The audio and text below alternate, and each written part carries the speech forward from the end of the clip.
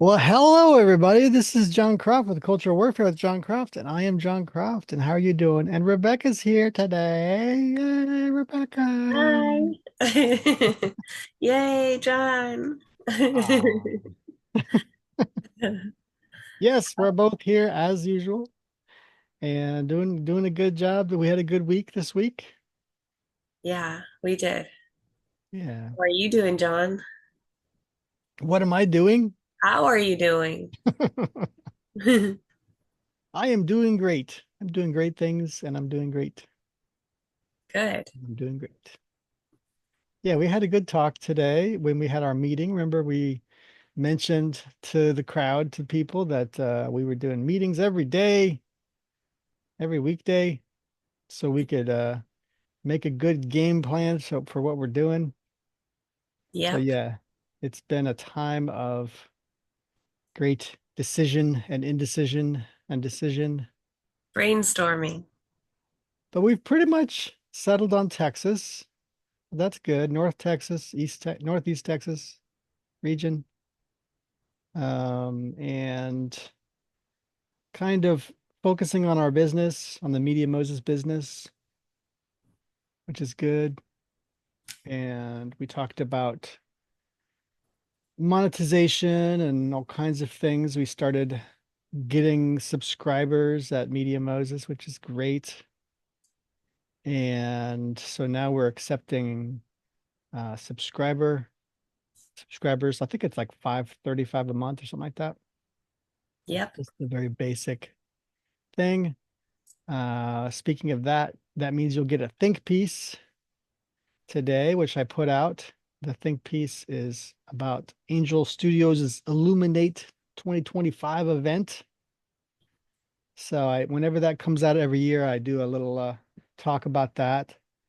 Not as much subjectively to say, but well, let's take a look at it. Let's see. All right.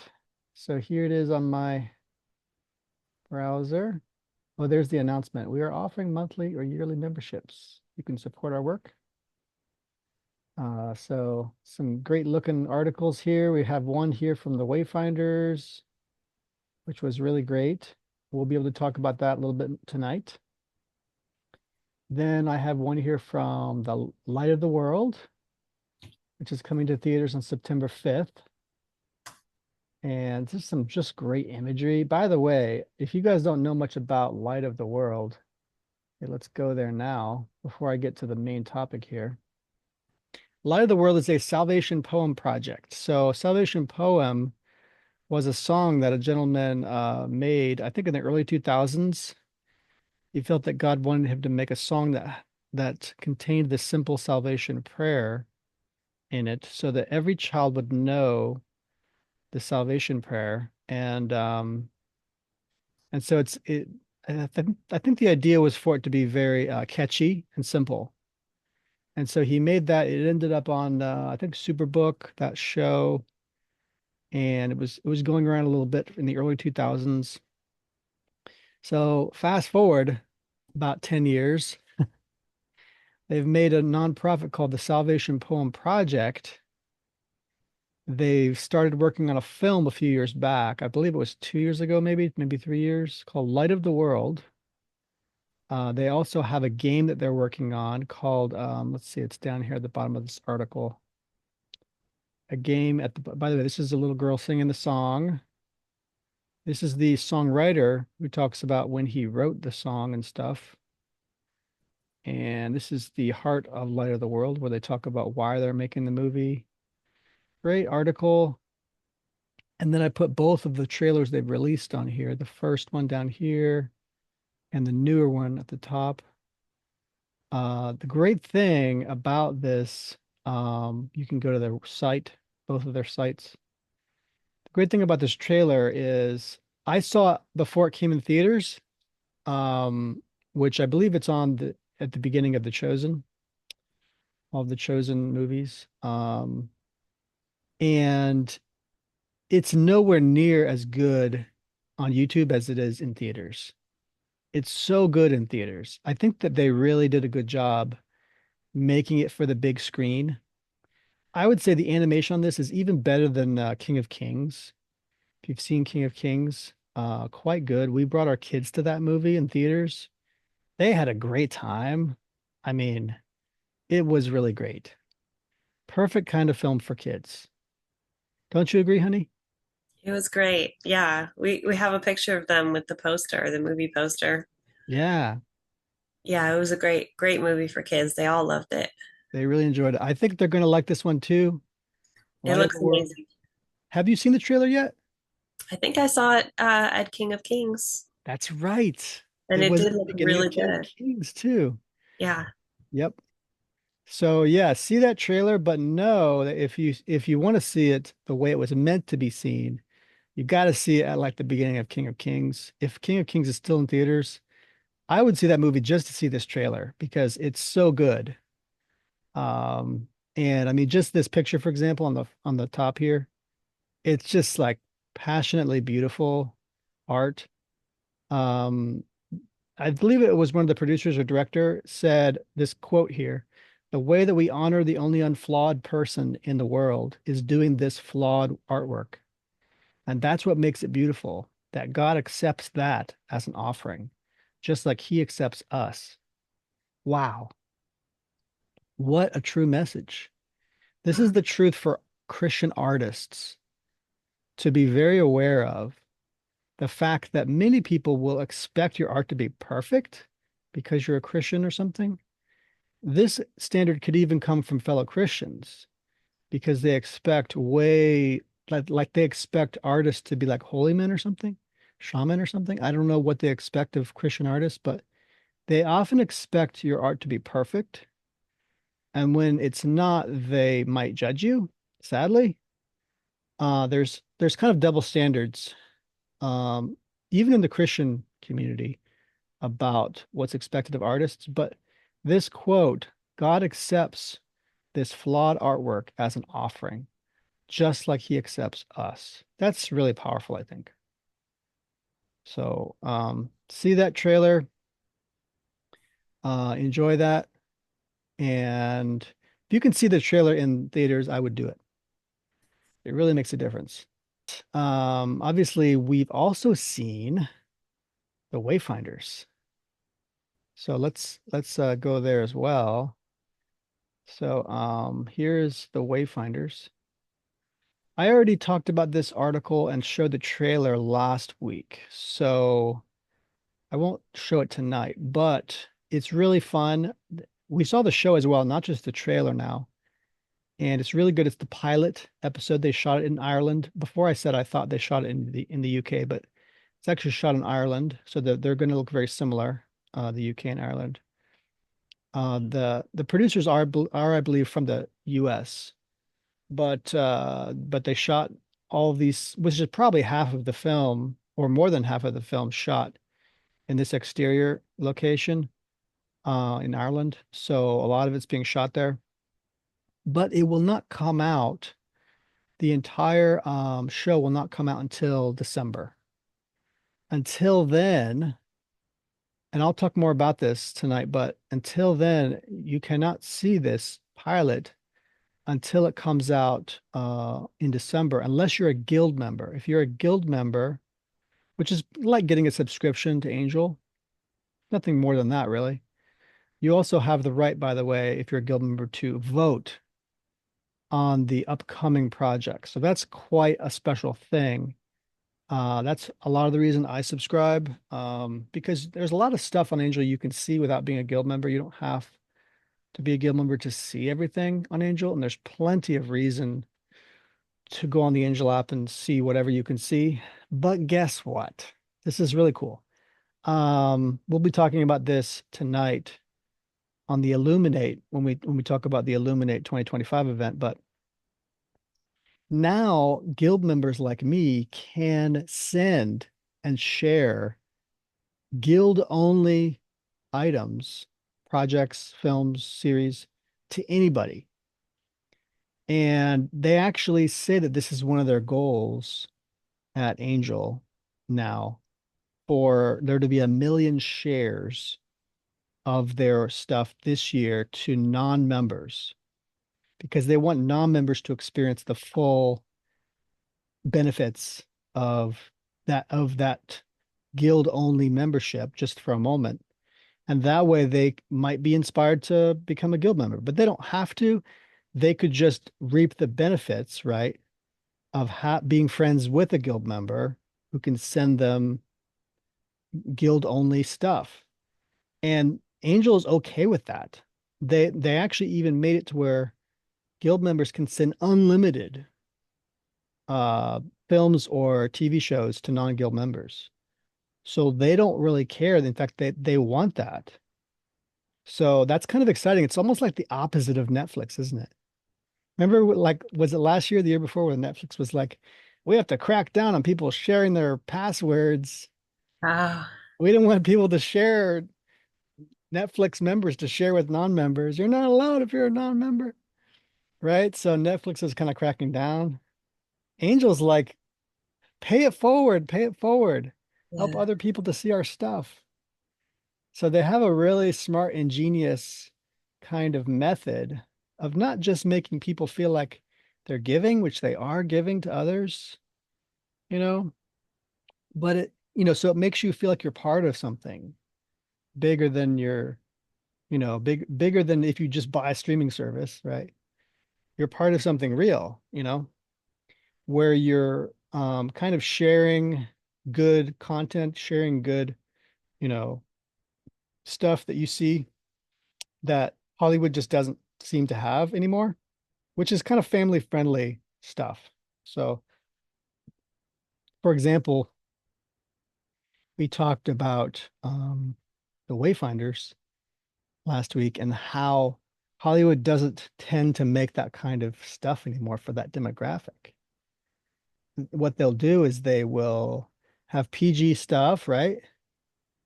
Family friendly stuff, and then they'll go straight to R. They won't even like bother with PG-13. Have you noticed that there's like a serious downtick of the amount of PG-13 content?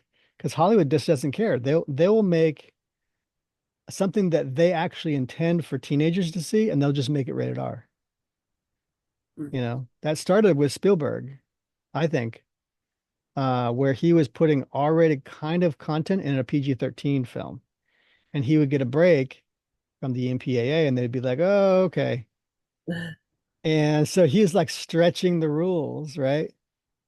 And this makes it to where, hey, now we're kind of understanding how this works, and we're really kind of signaling to kids that we want them to watch the more extreme stuff, and that's what they should be doing. And this is just how Hollywood works.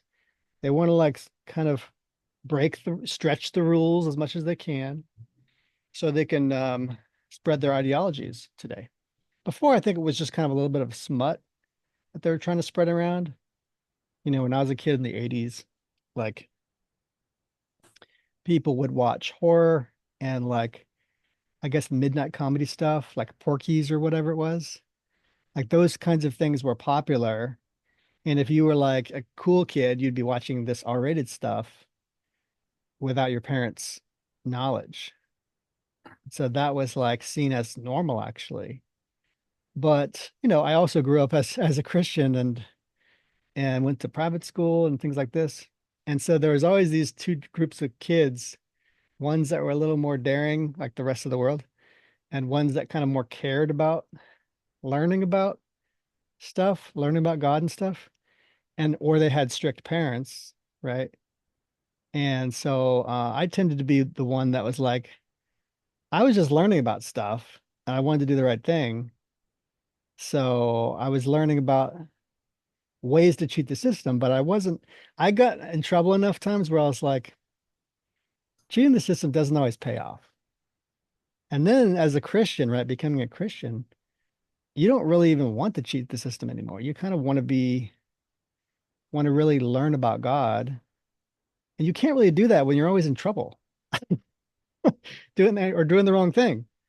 So you're missing the point at that point, and you kind of see just kind of lawlessness as a waste of time and energy. Just kind of like spreads you thin, you know? Um, it's like marrying a bad woman. which is why I married my wife. I did not want to do that. Why spread yourself thin as a human being? Why wait, like waste your energy on somebody who doesn't really care about you? And so I learned pretty early on that so many of these bad ideas was just a waste of time and energy. Instead, spend time with people who really care about you. And so back to the Angel thing and the awards. Angel, it really cares about kids. They really care that this stuff is kid appropriate material, family friendly stuff. And so when we saw the Wayfinders, I was like really fine tooth combing it. Like, is this really going to be appropriate for like teenagers or for even younger, maybe than teenagers? Honestly, there was just a few jokes that were a little bit mature, but not really mature. They're more like teenage jokes, right? Yeah, it didn't Somebody seem. was like, "Oh, I like your girlfriend" or whatever.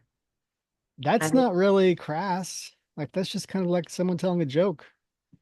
Um, yeah, I didn't notice anything like that. yeah, It was just, and there wasn't a lot of time. Like the main characters are really just thrust into this adventure. exactly. But It's but just I good really stuff. liked it. I can't really find, anything about it that I don't like. I thought it was great. I thought it was great fun. Yeah, And I love it just that it's just pure fantasy and we don't have any real explanation. The right. main characters are thrust into not just medieval times, but actual some kind of This other actual, world. Totally. yeah, where people have elf ears and there's Yeah, objects that require manipulation and skulls that mean things that need to yeah. be, you know, Prophetic things. yeah, prophetic things. Like if this person has the skull, then they have the power, and just all these like really interesting Yeah. things that move the story forward and that are a lot of fun. That's a lot of the reason I compared it to Narnia because the world that they're going into is like almost like a dimensional, a multi, like another dimension entirely, or or a multiverse, versal kind of Yeah. thing. Um, you know, Obviously Narnia is inspired in many ways by fairy tale. Alice in Wonderland goes down the hole, goes down like the rabbit hole or whatever. Um, but that's like a fairy tale, right? You go into this dark place in the woods and get lost, or you go through this portal, sometimes a pool of water, sometimes a mirror, these kinds of things. And pools of water and mirrors are fun because it's like a reflecting yourself as well. So you're going almost like inside of yourself, if that makes any sense. And so that's kind of fun. So he's drawing from the mythology of fairy tales, which means that the Wayfinders draw from the same kind of inspiration and draw from the same well. But yeah, Yeah, I liked what you were saying about characters going through mirrors and pools of water. Sorry, my light goes in and out like that. that's okay. Um, fantasy is one of my favorite genres, so I really appreciate just a good fantasy show. But it's funny. I would say the trailer. I don't think the trailer really does it justice. I think Yeah. it's a lot better than the trailer. Really good pacing, Mm-hmm. um, and it is lighthearted. It Mm-hmm. deals with heavy subjects in a lighthearted way, Yeah. and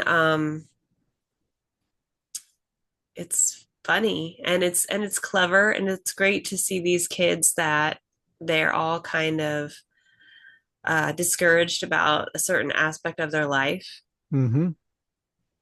but when they get to this other realm, they are everyone recognizes them as these prophesied characters. So there's a Right. a warrior, a wizard, and a thief. Thief, thief leader. Yeah. Yeah. And so they start to be kind of recognized and they're like, oh, you have the wrong person. But by the end of the episode, it's like they've really grown in their abilities and their skills. And they're like, oh, I'm actually you like I actually have useful skills, even though I'm a Yeah. Yeah. teenage nobody.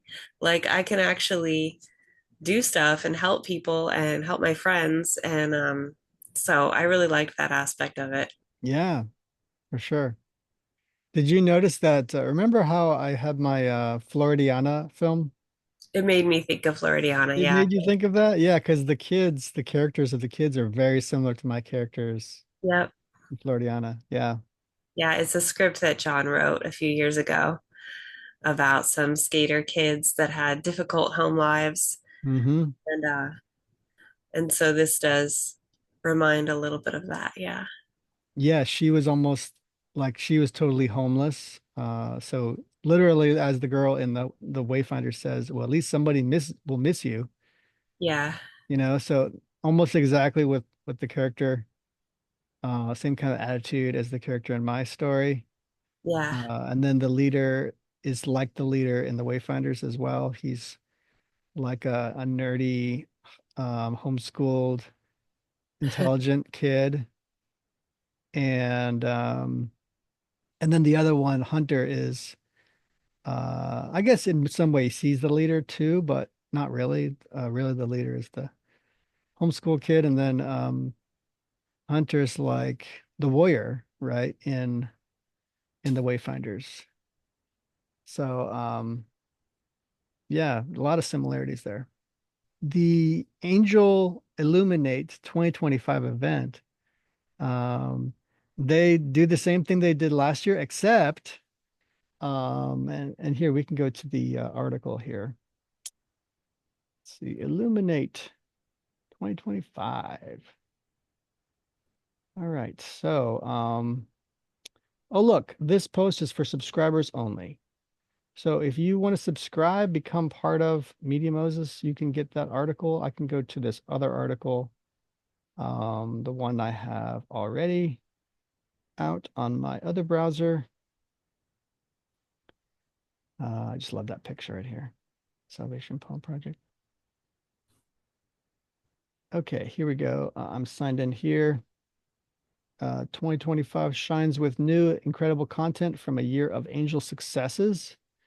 So what kind of successes are we talking about here? From King of Kings becoming the biggest opening weekend for a faith-based animation film in history. I think it had about just under 20 million over the weekend, which is pretty good for an animated faith-based film. I think it was King of Dreams or Prince of Egypt. Prince of Egypt was the one that was just under King of Kings. So King of Kings beat them out finally. So there's that success. There's the guild building up their now million sized roster, which million people subscribe to the guild in 1 year, which is pretty amazing. As of 2025, Angel also has the highest Rotten Tomatoes audience score among all film studios, beating out every single Hollywood studio. So over here, you can see that in this chart over here on the right, 93% on average. Wow. Next to Paramount, 83, Disney, 79, HBO, 74, down to Netflix, 60%. Netflix is terrible with this kind of stuff. They're always telling people what to think, giving lots of propaganda from Netflix. And they're also top in the top 10 theatrical distributors over here on the left. They're number 9 currently. I think that they were number 10 last year. So they've now beat out Amazon MGM, but they have a lot of studios ahead of them. I mean, we've talked about how Angel, even though Angel has a great amount of success right now, still it's only represents a sliver of the percentage of Hollywood share of the value of the markets in Hollywood. Um, so this is just like very current success. It's not going to translate yet to that kind of thing, but right now that's what you're seeing. So that's pretty. This is just the last few years, last 2 years. theatrical top 10 distributor. Angel has a lot to be proud of. This Illuminate event reminds us of many of these victories. They proceed to begin to mention upcoming Angel produced projects coming to both streamer as well as to theaters. So they're going to talk about the series here coming to the streamer, including Testament, The Mercy Ships, Miracle, A Week Away, Right in the Dance, Season 1, Part 2, Total Twins, Season 4, Wingfeather Saga, Season 3. Homestead will finish in December. Wayfinders will come in December. Beyond the Metals coming next year. And Godspeed, they don't know when it's coming yet. They're working on that. So some new ones that weren't mentioned before here was the Mercy Ships, which is about African hospital ships, and Miracle, which is a series about cases of the miraculous. Next is planned films coming to theaters. The Last Rodeo is coming in just a few weeks, actually, starring Neil McDonough. Seth Worley's Sketch is then coming early August. Then Truth and Treason is coming in October. Zero AD is coming in December. The Stranger's Case coming next year. Kevin James, he had a little funny little video he showed at the Illuminate event with him speaking Italian. It's called Solo Mio. Solo Mio, a rom-com coming in February of next year. Then John Irwin's Young Washington, a founder story coming July 4th next year. Old Man in the Dunes, starring Aaron Eckhart, coming next year. And Fablehaven coming next year. Fellowship, Tolkien and Lewis.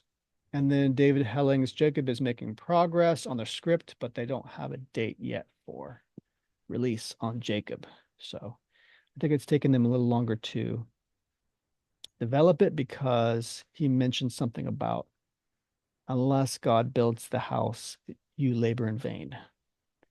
So that's kind of a hinting way as a Christian to say, do it the right way. Don't don't just do it quickly. I like that it's taking a long time because his only son was Oh, just so good. full of scripture references. Full, jam-packed. I Yeah. mean, it was like such an education to watch it. Like I thought I knew a lot of the connections between the Old and New Testament, but watching it, I was like, whoa. So Yeah. I'm hoping there's going to be a lot of that too in Jacob. Yep. Um, and Well, so and I'm glad he took time to write it. yeah, absolutely. He's taken 2 years to write the script, Good. Please. which is a good amount. It took me 1 year to write my first script. Um, and it wasn't that good. So,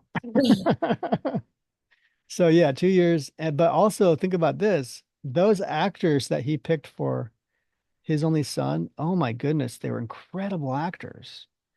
If you want to see a good performance, like read the story of Abraham, imagine what Abraham is doing, then watch his film, and you're like, I didn't even imagine that Abraham might look and do these things. And now it's totally believable that he would be like this character. And I mean, the amount of emotion he showed was incredible on screen. Um, and his wife too was good. Sarah, what's her name? Sarah Syed, I think. She was really good too. So it might take him a whole process to cast for Jacob. I mean, this is Israel, right? So 12 sons.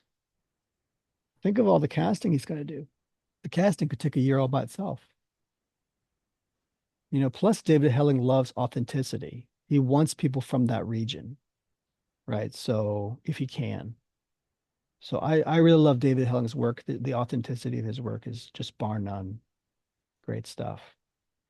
Um, the production design had a little bit to be desired, but most of that journey was on the road, so it worked quite well.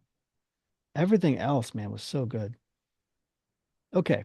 So in addition, the event, so that's last year's event. Now they're giving out awards for genre more than they were last year. So here's the last year's event. You can go there to see last year's, but new awards and winners include the Best Torch Award, Best Pilot Award, Best Series Award, Best Movie Award, Best Comedian Award, and Best Animated Movie Award. So they keep all this in-house. So this is all Angel stuff that they're awarding. They're just awarding the best Angel stuff. And they even use their own award system. So I think that has to do with the guild. So they kind of award the best stuff internally in-house. We can talk about this because here's the event, by the way. If you go to the article, you can go to the Illuminate. It's on YouTube. But I talk about, though, if you want to see what I talk about, though, I'm talking about the purpose of these awards, um, the fact that the difference between Hollywood and people like Angel and what they're awarding for is that, as we stated here at Media Moses, the real job of artists is to safeguard the stories championed by our Western culture and do it faithfully. And so that's really the calling of artists is to safeguard Western culture and our values as communicated through story faithfully. And where we can't do that, we've failed at our mission. So, as I say here, as communicated through story faithfully and beautifully, so that the wisdom held therein can be remembered and cherished. Otherwise, what's the point of storytelling and art? That's what it's for. Speaking of those awards, these companies like Angel, sure, they're few and far between, but the number is growing, the influence from Angel's growing. Now you have this year, Wonder Project has entered the fray. They're um, John Irwin's new company, to join 5 and 2, which came up last year, which is Dallas Jenkins's new project. So think about that. Dallas Jenkins came like a branch off of Angel, right? Came off and then started their own little company. And now they've got a bunch of projects. They're not just doing The Chosen, they're doing a bunch of other projects. I mean, they could end up with their own award show, like Illuminate. And then what do we have? John Irwin and Dallas Jenkins and a few other people start the House of David, and that's Wonder Project. So this is the newer outfit, right? They're doing their thing.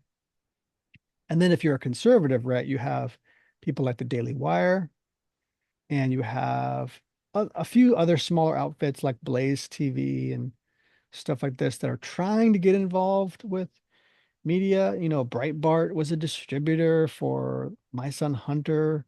These kinds of little projects out there on the fringes, if you're a conservative, and they're trying to do things too.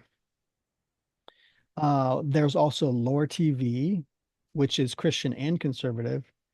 And so they're from up in Idaho. They're trying to start their own little funding platform so you can fund the projects that you like as well.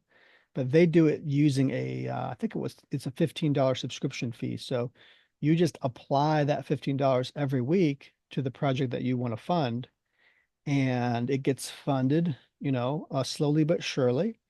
And so they don't have a ton of projects on there, and they haven't had a ton funded, but they're working quite well, quite diligently. And they do a little podcast every week called Folklore on YouTube. And they talk about, pop culture stuff and the projects they're funding. And so I've talked with them before. A lot of these guys are trying to do what's called culture incubators. And the truth is, Angel has done really well at this because they're a marketing firm. They're basically masters at marketing. I don't know if you knew this, but the Harmon brothers did a bunch of commercials before they did Angel Studios.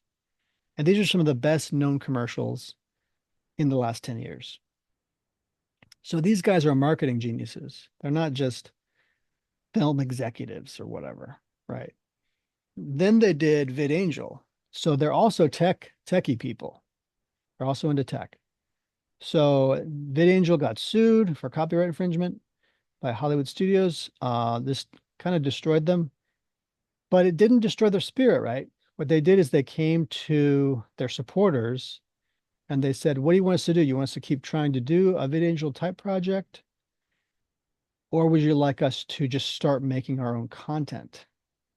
Because what VidAngel was doing was trying to kind of like pare down some of the filth in Hollywood films so families could watch Hollywood films. And so that we get rid of all the bad language or whatever. So it was technology that was applied to a film to remove bad language or bad content from a film. And so Hollywood deemed this kind of like copyright infringement, and they buried the company. And so they thought, well, we could keep trying to do something like this, some technological, some kind of app or something to help families, or we could just make better content, right? So the everybody said make better content, make a studio. So that's how they crowdfunded The Chosen. The Chosen was one of the biggest crowdfunds of that type at the time. And Dallas Jenkins did not want to do a crowdfund, but the Angel guys convinced him, and it was very successful. And so here we are now. Angel is good at doing this kind of thing, building community online, building what you could call a culture incubator, right? And so they do that by building little communities online. They gauge interest for projects and then fund the project. And they do that through like a crowdfunding platform, which is their own platform. There's no there's no reason you can't do that.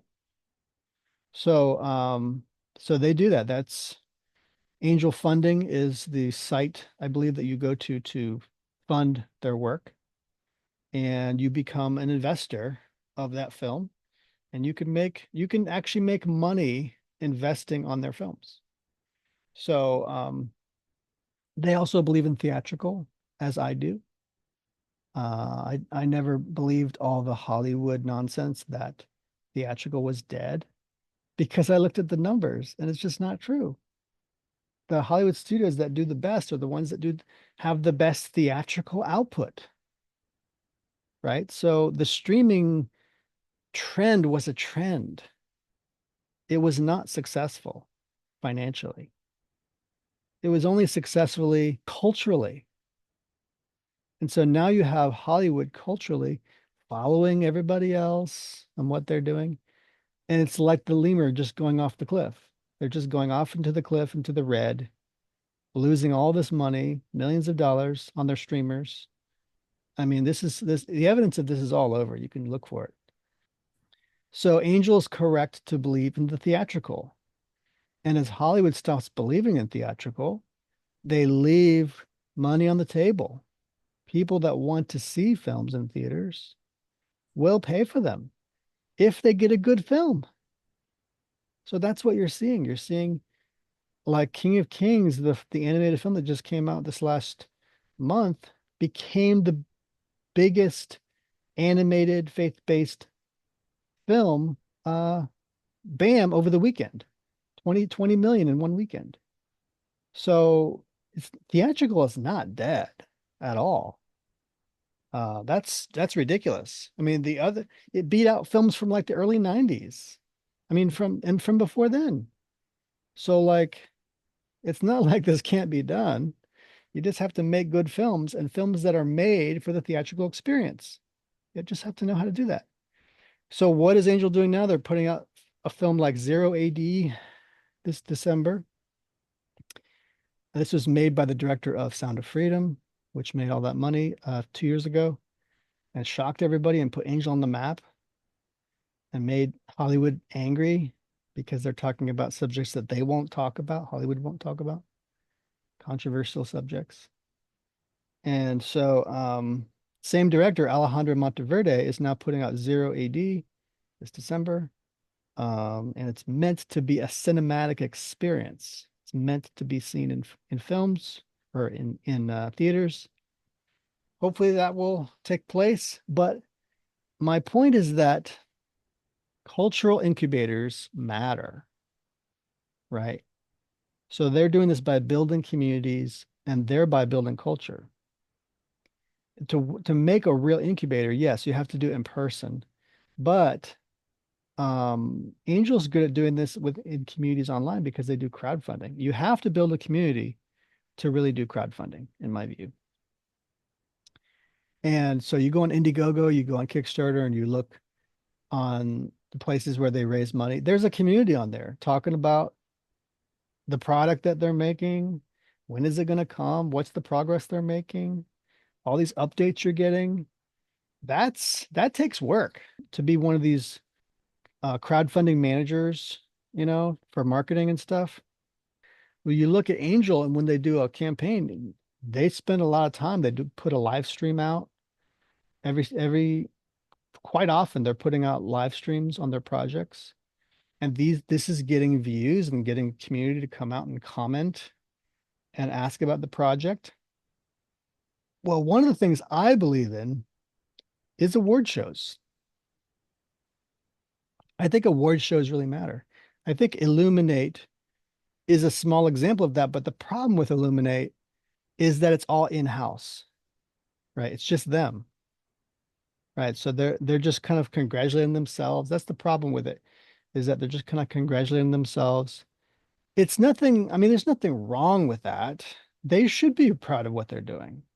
There's nothing wrong with being proud of what they're doing. If they're obviously not going to get any awards in Hollywood, even though they can make good films. Hollywood is an ideological institution. They're not about the craft of filmmaking anymore. If you can do both, that's what they want. They want you to do both. But, you have to have that ideology that they have. And if you don't, they're going to find some reason not to like you, suspiciously and strangely how that works. We saw that a lot with Sound of Freedom when it came out. But so what I believe is that there's a lot of latent talent in churches, in conservative communities, people that have just been told that they can't work in Hollywood, people that have just been told that the kind of stuff that they want to do, Hollywood just doesn't want. How do I know this? Because I was one of those people. I was going to Hollywood and listening to people about what they wanted and what they did not want. And they did not want my stuff. They did not want stuff that couldn't be manipulated and changed from the original. So what I wanted to do was projects like that borrowed values and meaning from beautiful content from like thousands of years ago. Like obviously like biblical content, but more than that, stuff that's like metaphorical and beautiful, like Tolkien and Lewis, stuff like that. Like one of the things is Paradise Lost. I would love to do Paradise Lost, but how it really was told, not like the more modern, modified revisionist story, which is a defense of Satan kind of story, which is fake, totally made up. Um, but instead, I think as I mentioned before, right, the way that the job of filmmakers and artists safeguard the stories championed by our Western culture, to do it faithfully. They should be rewarded for safeguarding our Western culture's values as communicated through story faithfully and beautifully, so that the wisdom held therein can be remembered and cherished. So that's what the job is. And when instead you engage in ideological, like revisionist history, right?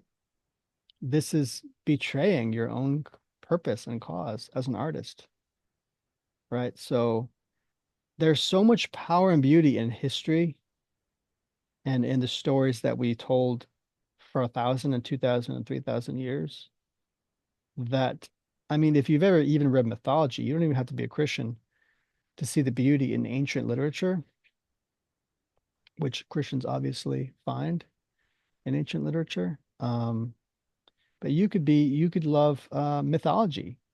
That stuff is powerful as well and interesting as well. We have been talking about building our own award show, and that it would involve a tour and touring around and seeing all the talented people around the country that we can find. And so connecting with people on our tour, depending on which city we're in and where we're going, we intend to interview people and talk about their work, have them send their work to us. We review it. We put you in the running if we think that your work is worthy or the kind of work we're looking for. Because what we intend to do is not just get good stuff, right? We intend to get certain stuff that solves or answers or approaches certain social issues in a way that's relevant and powerful. So we're going to be talking about really important social issues, and every year we're going to have a different subject to tackle. And so we want that filmmaker, that artist, could be a lot of different kind of artists, right? Like musician, filmmaker, actor, writer, and you could be sending us your work about that subject, right? Or that tackles that subject in some creative way. And so we will review that work and get back to you. And then when we head back around on our tour, that's when we will have the awards show. And then you know, hopefully this will be the beginning of an incubator type show that can feature conservative and Christian artwork that really is about approaching important issues and doing it in a creative, powerful way. I find that idea compelling. Yeah. Yeah, I like the idea of acknowledging artists and honoring them and um, giving them recognition where people might be able to learn about them before they didn't know about them. Yeah. I'm convinced that there's a lot of people that just aren't being heard and seen Yeah, and don't realize that their work is meaningful and worthwhile, yeah, you know. A lot of these people are just in churches, um, or in college, and they're told maybe they shouldn't pursue the arts. So they're maybe in some other major, but they have this deep inner calling or desire or skill or talent. And there's no reason that they can't express that on the side. So, or maybe even change your major, right? If you felt so led. That's something we're working on now, and as well as a few other projects to make Media Moses profitable, make it a business that's worthwhile and can grow. One of those things is crowdfunding a magazine. We would love to do that. It would probably have to be like a seasonal quarterly magazine starting out, but and then obviously we'll have to be doing more interviews. And I don't mean just stuff like this on Zoom. I mean stuff where it's part of our tour where we go and travel and see you.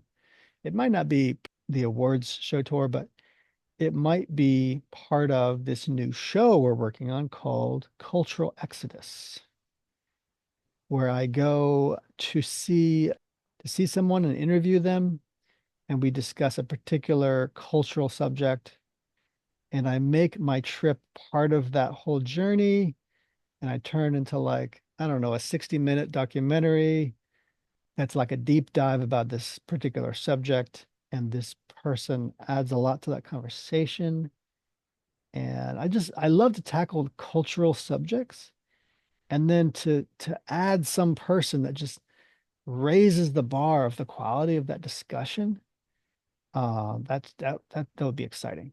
And then like to have good music attached to it and stuff like this, like a documentary, That's one of the things I'm working on. One of them is called The Five Horsemen. One of the ones I'm working on. This is a little more advanced, but it's the five most difficult subjects that America is facing right now. And so, and it could lead to the death of our country if we don't handle each one.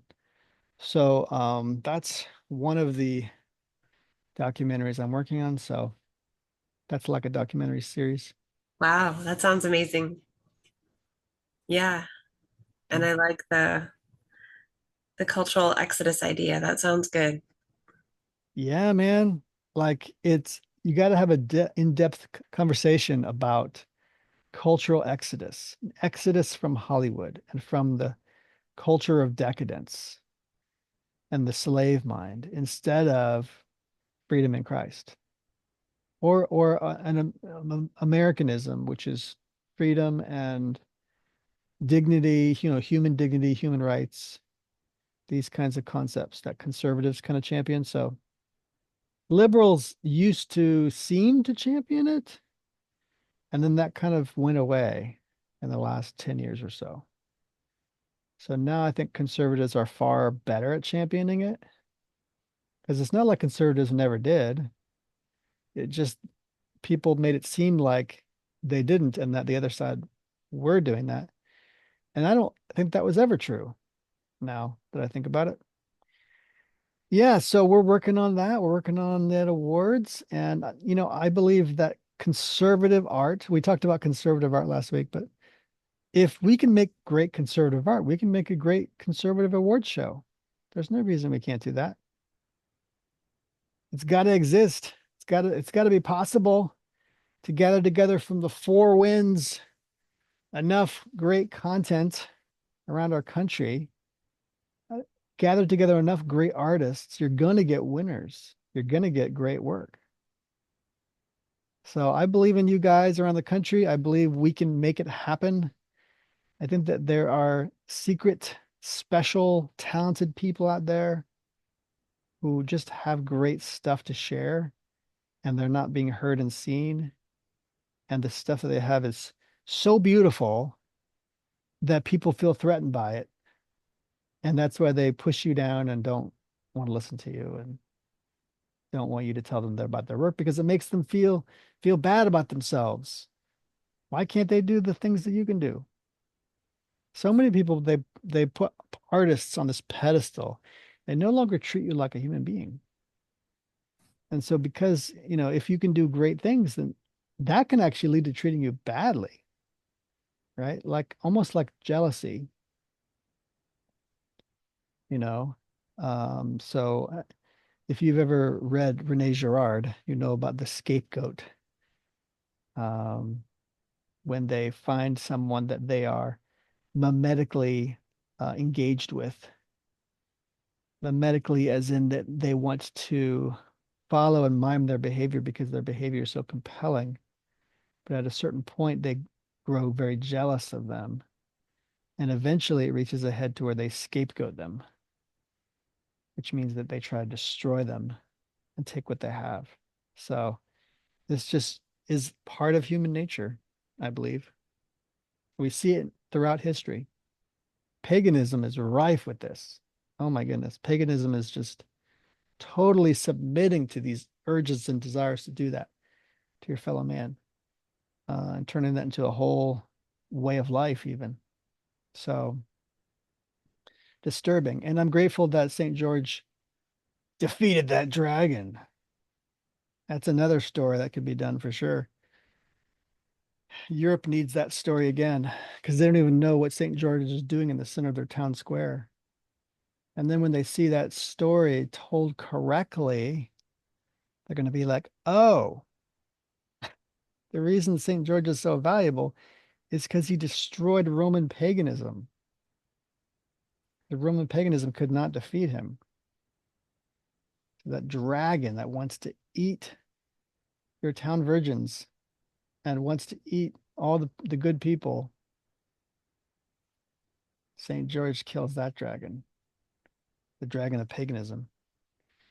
So these are the kind of great stories, the great things we can make happen, enlighten and illuminate these truths, right? And through good storytelling, not the kind of storytelling Hollywood's been putting out,